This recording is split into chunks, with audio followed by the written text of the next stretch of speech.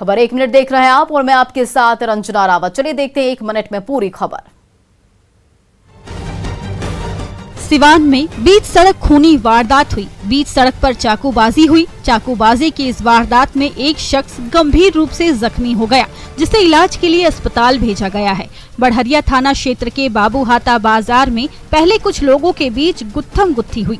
काली jeans और सफेद shirt पहना शख्स हमले की नियत से बाजार में घूम रहा था, तभी सामने से आ रहे 2 युवकों को इसने पकड़ लिया। फिर तो दोनों के बीच ऐसी गुत्थम गुत्थी हुई कि एक शख्स पर जीन्स पहने शख्स ने चाकू से वार कर दिया। बीच सड़क पर संग्राम चलता रहा। चाकू मारने वाला शख्स जान बचाने के लिए भागने लगा।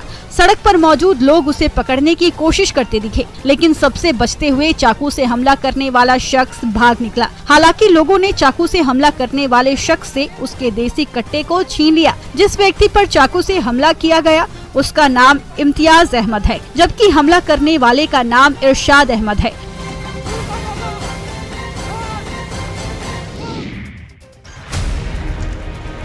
धनबाद के जंगलों में भीषण आग फैल गई है। टुंडी के बिरंची जंगल में लोगों ने जिस तरह से आग लगाई है वो भयावह हो चुकी है। देखते ही देखते जंगलों में लगी आग फैलते ही जा रही है। विकराल आग जंगल को अपनी जद में लेते जा रही है। जंगल और पहाड़ों में इस तरह की घटनाएं लगातार हो रही है। वन विभाग के कर्मचारियों की माने तो जंगलों में महुआ चुनने और जंगलों में आने वाले कुछ शरारती लोग जंगल में आग लगा रहे हैं। आग इतनी भयावह थी कि देखते ही देखते कई पेड़ जलकर बर्बाद हो गए। जंगल में आग लगने से कई एकड़ में लगे पेड़ जलकर खाक हो गए। हरे भरे पेड़ जलने से वन विभाग को लाखों का नुकसान हो रहा है। साथ ही जंगल में लगी आग से पर्यावरण को भी भारी नुकसान पहुंच रहा है। बिरंची के जंगलों में आग लगने से कीमती औषधियां, जड़ी बूटी, पेड़ पौधे जलकर खाक हो रहे हैं। वहीं जंगल में लगी आग से जंगली जीवों पर भी खतरा मंडरा रहा है। आग पर काबू पाने की कोशिशें नाकाम साबित होती दिख रही है। लोगों से जंगलों में आग नहीं लगाने की अपील की जा रही है।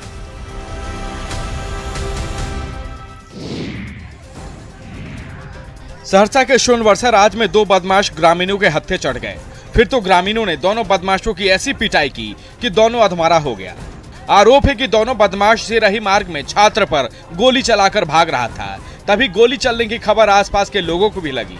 ग्रामीणों की भीड़ लग गई और सभी ने मिलकर छात्र को गोली मारकर भाग रहे दोनों बदमाशों को शाहपुर नवटोलिया के पास पकड़ लिया। उसकी जमकर पिटाई की गई। दोनों बदमाश के पास से 2 देसी कट्टा और कारतूस भी ग्रामीणों ने बरामद किए। बदमाशों की पिटाई का वीडियो भी सोशल मीडिया पर वायरल हो गया। पकड़े गए दोनों अपराधी की पहचान खजुराहा पंचायत के चंदन यादव और फूलचंद यादव के रूप में की गई है। ग्रामीणों का कहना है कि कोचिंग से पढ़ाई कर जब छात्र अपने घर लौट रहा था तभी बाइक सवार इन दोनों बदमाशों ने छात्र को गोली मार दी। छात्र बदमाशों के हमले में बच गया। ग्रामीणों की पिटाई से घायल दोनों बदमाशों को सोनवर्षा राज पुलिस ने हिरासत में ले लिया है।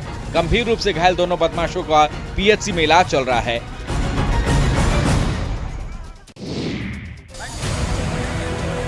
जीप लाइन ट्रैक पर झूलती हुई लड़की। अब इसे रोमांचित कर देने वाला पल बिल्कुल भी ना मानिए। लड़की इस जीप लाइन ट्रैक पर जिंदगी और मौत के बीच जो जंग चल रही है उससे बाहर निकलने की कोशिश में लगी है।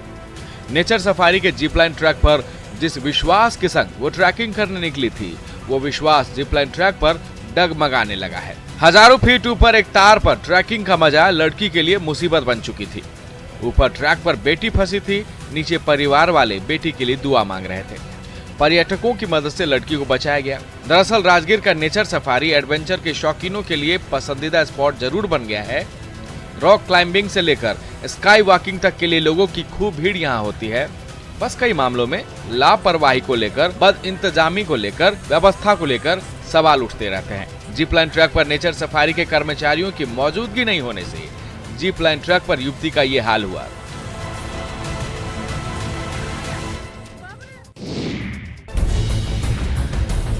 सिवान में अपराध थमने का नाम नहीं ले रहा है। अब डबल मर्डर से इलाके में एक बार फिर सनसनी फैल गई है। हुसैनगंज में दोनों का शव एक खेत से मिला है। मृतकों में एक मुखिया पति भी शामिल है, जबकि दूसरा शव मुखिया पति के भांजे की है। दोनों ही शव अलग अलग इलाके से मिले हैं। दोनों को गोली मारी गई है और उसके बाद शव को खेत में फेंक दिया गया है। सुबह सुबह लोग जब अपने खेतों की ओर निकले तो पहले बघौनी गांव के खेत में मुखिया पति का शव मिला। बघौनी पंचायत की मुखिया ज्योति कुमारी के पति विश्वकर्मा बीन का शव मिलते ही आसपास के लोग मौके पर पहुंच गए। परिजन शव के साथ हंगामा करने लगे। इतने भर में परिजनों को दूसरे शव की खबर मिली। ये शव मृतक के भांजे की थी। अब अलग अलग इलाकों से दोनों के शव मिलने के बाद पुलिस भी हैरान है। फिलहाल पुलिस ने दोनों शव को पोस्टमार्टम के लिए भेज दिया है और मामले की तफ्तीश में जुट गई है। पुलिस ये जानने में लगी है कि दोनों हत्या की वजह कहीं चुनावी रंजिश तो नहीं।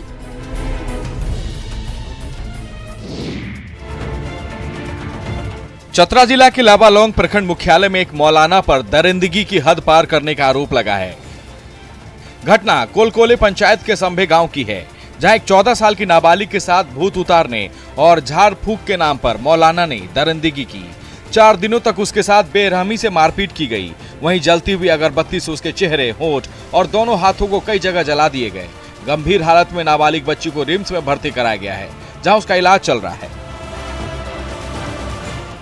शारीरिक और मानसिक टॉर्चर की वजह से पीड़ित अपना मानसिक संतुलन खो बैठी है। बच्ची किसी से बातचीत भी नहीं कर रही है। इधर इस घटना को लेकर मौलवी के खिलाफ लोगों में आक्रोश दिख रहा है। मामला बढ़ता देख आरोपी मौलाना फरार हो गया है।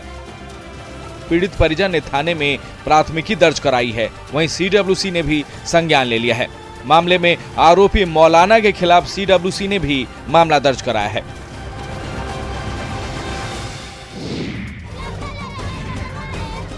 गोपालगंज में पानी के विवाद में जमकर बवाल हुआ। पानी के विवाद में घर पर हमला किया गया। पानी के विवाद में खूनी जंग हुई। पानी के विवाद में लोग एक दूसरे के जान के प्यासे हो गए।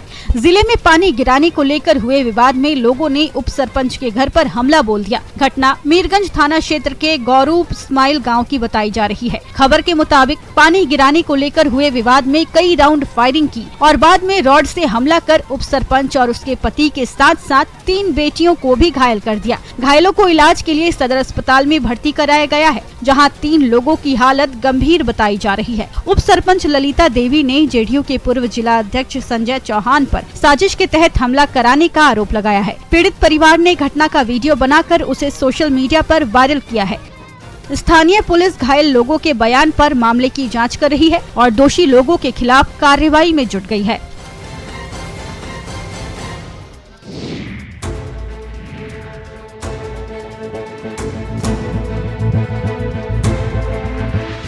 छपरा में चोरों का आतंक जारी है। पहले बंद घरों को ये निशाना बनाते थे, लेकिन अब तो दिन दहाड़े भी हाथ साफ कर रहे हैं।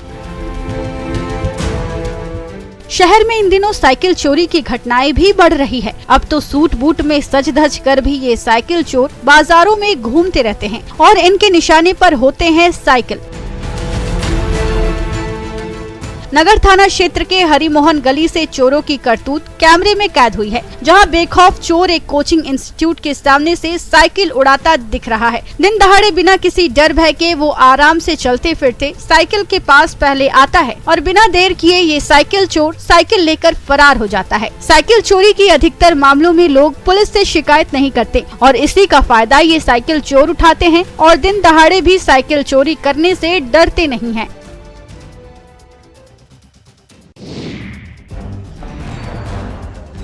कटिहार में दुरुस्त स्वास्थ्य व्यवस्था के दावे हवा हवाई हो गए हैं। स्वास्थ्य व्यवस्था सुविधाओं को बेहतर बनाने में जो एम्बुलेंस सबसे सशक्त माध्यम है, वो एम्बुलेंस ही जिले में दम तोड़ रही है और बदहाली का खामियाजा उन बेबस लोगों को उठाना पड़ता है जिनकी जिंदगी सरकारी मदद से कटती है। एम्बुलेंस की बदहाली से हाल ये है कि ठेले से मरीज को अस्पताल तक इलाज के लिए परिजन पहुंचा रहे हैं। मुफस्सिल थाना क्षेत्र के हाफलालगंज से आए मोहम्मद आलम की बेबसी को देखिए। आलम की मां अचानक बीमार पड़ गई, लेकिन अस्पताल तक ले जाने के लिए एम्बुलेंस नहीं मिलता भी कैसे। जिले में मौजूद 33 में से 9 एम्बुलेंस खराब पड़े हुए हैं और जो ठीक हैं भी, उनमें कभी कोई ड्राइवर नहीं मिलता तो कोई समय से मौके पर नहीं पहुंचता। आलम भी बदहाल व्यवस्था को भांप गए। तुरंत अपनी बीमार मां को ठेले पर लिटाया और अस्पताल के लिए चल पड़े। 6 से 8 किलोमीटर ठेले पर लाद कर उसने अपनी बीमार मां को अस्पताल पहुंचाया।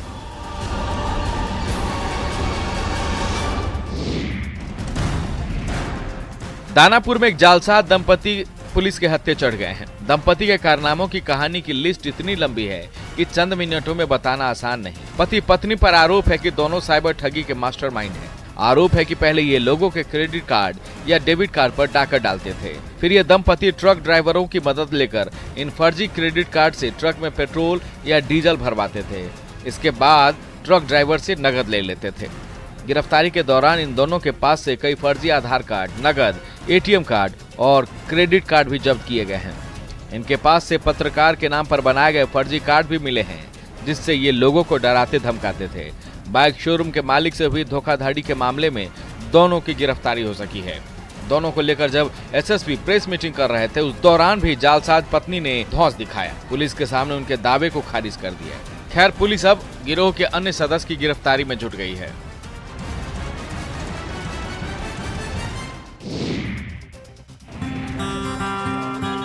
मार्च के महीने में ही गर्मी रुलाने लगी है। रामगढ़ में हर दिन पारा ऊपर ही चढ़ता जा रहा है। अब इस भीषण गर्मी में सूखे हलक को ठंड पहुंचाने के लिए देसी फ्रिज की मांग बढ़ गई है। ग्राहकों की मांग को देखते हुए बाजारों में देसी फ्रिज की कई क्वालिटी उतारी गई है। कई किस्म की सुराही और घड़ा बिक्री के लिए बाजार में है। शहर के अधिकतर लोग इलेक्ट्रॉनिक फ्रिज को छोड़कर इस देसी फ्रिज के कायल सालों से हैं।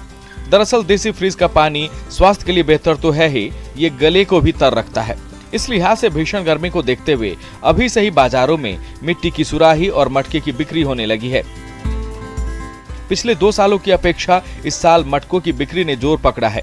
अभी शुरुआती दिन में लोग मटके खरीदने के लिए दुकानों पर पहुंच रहे हैं। फिलहाल 100 रुपए से लेकर 250 रुपए तक मटके के दाम है। सुराही के दाम भी 250 रुपए तक तय किए गए हैं। मटके का कारोबार बढ़ने से दुकानदार भी खुश हैं।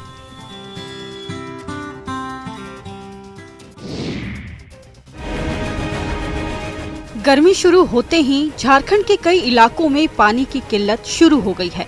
पानी की किल्लत से लोगों की परेशानी बढ़ गई है।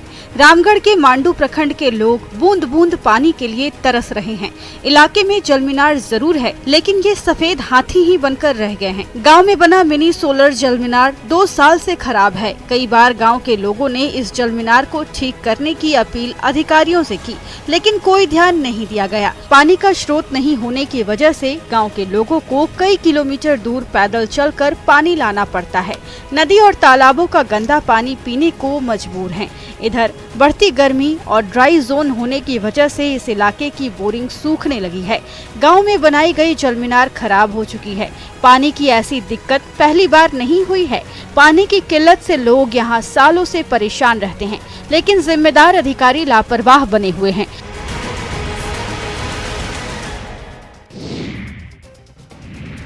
हाजीपुर में नदियों से बालू के साथ साथ मिट्टी का अवैध खनन जारी है। हरबोड़ा नदी से बालू के साथ साथ मिट्टी निकाले जा रहे हैं। आसपास के लोगों की माने तो हर रोज करीब 8 से 10 ट्रैक्टर नदियों से बालू के खनन में लगाए गए हैं। नदियों से खनन करने वाले माफिया घाट के आसपास मौजूद पेड़ों के बारे में भी नहीं सोच रहे हैं। कई पेड़ के चारों तरफ से पूरी कटाई कर ली गई है, जिससे पेड़ों के अस्तित्व पर भी खतरा मंडराने लगा है।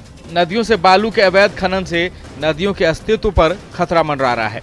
शहर में मिट्टी भराई और बालू से लदे ट्रैक्टर बिना किसी खौफ के चल रहे हैं। नदी किनारे खनन करने से बाढ़ के दौरान नदी की धारा खेतों की तरफ मुड़ जाती है, जिससे हर साल नुकसान होता है। बालू माफिया के करतूतों से गांव के लोग परेशान हैं। इनका आरोप है कि पुलिस प्रशासन को अवैध खनन की सूचना देने के बाद भी कोई कार्रवाई नहीं की जाती है। खनन माफिया बेखौफ होकर अवैध रूप से नदी से बालू और मिट्टी निकालकर खुलेआम इसे बेच रहे हैं। कभी कभार शिकायतों पर कार्रवाई जरूर होती है, लेकिन फिर बालू माफिया सक्रिय हो जाते हैं। कटिहार कोलासी के आलोक पेशे से पेट्रोलियम इंजीनियर हैं। एक वक्त था जब विदेशी कंपनी में नौकरी कर आलोक लाखों रुपए कमा रहे थे। कटिहार जैसे इलाके में इतने रुपए कमाना लोगों के लिए सपने जैसा होता है, लेकिन ये आलोक की हकीकत है। खैर, कोरोना काल इनके लिए नई सोच बनकर आया और अब आलोक अपनी सोच से न सिर्फ अपने गांव बल्कि पूरे इलाके को रोशन कर रहे हैं, राज्य को रोशन कर रहे हैं। कोरोना काल में आलोक जब अपने गांव आए तो युवाओं का भटकाव देखा, बेरोजगार युवाओं को देखा, युवाओं की भटकती जिंदगी देखी। फिर इन्होंने इलाके के युवाओं की जिंदगी रोशन करने की ठान ली। पेट्रोलियम इंजीनियर होने का हुनर था ही, महज 4 लाख रुपए की पूंजी लगाकर इन्होंने गांव में ही एलईडी लाइट का एक छोटा सा उद्योग शुरू किया। ढेर सारी एलईडी लाइट बनाने लगे। अपने साथ इन्होंने इलाके के दर्जनों युवाओं को जोड़ा।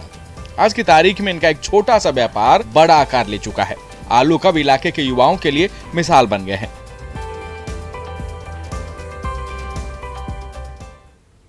और बड़ी खबर भागलपुर से, जहां